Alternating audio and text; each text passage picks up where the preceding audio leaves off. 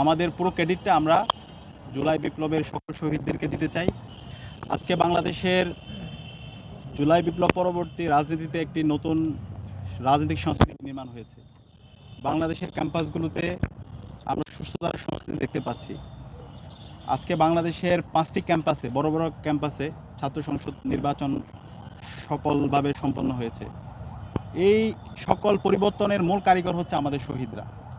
এই শহীদদের মাধ্যমে আজকে আমরা নতুন বাংলাদেশ পেয়েছি।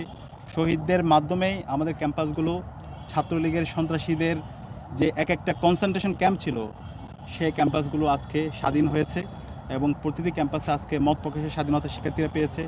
শিক্ষার্থীরা নিজেদের মধ্যে আইডিয়ার প্রতিযোগিতা করছে এবং সর্বশেষ আমাদের এই সুস্থভাবে আমাদের নির্বাচনগুলো সম্পন্ন হয়েছে।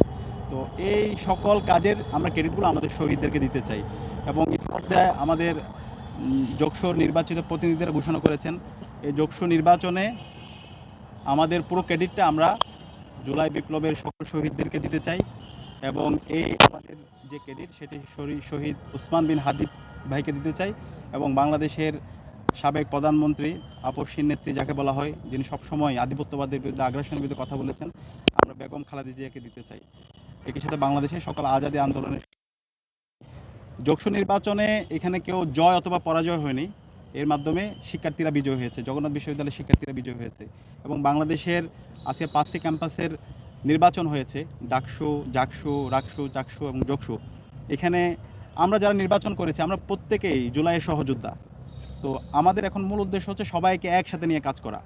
জুলাই বিপ্লবে যেভাবে আমরা ঐক্যবদ্ধভাবে রাজপথে নেমেছিলাম, আমাদের কমন গোল ছিল এবং গ্রেটার আমাদের হচ্ছে পারপাস ছিল। এখন এই নতুন বাংলাদেশ বিনির্মাণ করার জন্য আমরা প্রতিটি ক্যাম্পাসে সবাইকে একসাথে নিয়ে ঐক্যবদ্ধভাবে আমরা কাজ করব। ইতিমধ্যে আমরা 4টা সংসদ কাজ শুরু করেছি। শিক্ষার্থীরা ইতিমধ্যে প্রতিটি ক্যাম্পাসে দৃশ্যমান পরিবর্তন দেখতে পেয়েছে এবং ইনশাআল্লাহ আমরা কথা দিচ্ছি আমরা শিক্ষার্থীদেরকে যে কমিটমেন্টগুলো দিয়েছি তা তো বাস্তবায়ন করবই এবং তার চেয়ে 5 গুণ বেশি কাজ করবো ইনশাআল্লাহ। এবং আমরা আমাদের ক্যাম্পাসগুলো যেতে চাই কখনো আর পিছনে না আসে। আমাদের ক্যাম্পাসগুলোতে আর কখনো চাঁদাবাজের ঠিকানা হবে না, ক্যাম্পাসগুলোতে কখনো আর টেন্ডারবাজের ঠিকানা হবে না, ফাও খাওয়ার ঠিকানা হবে না।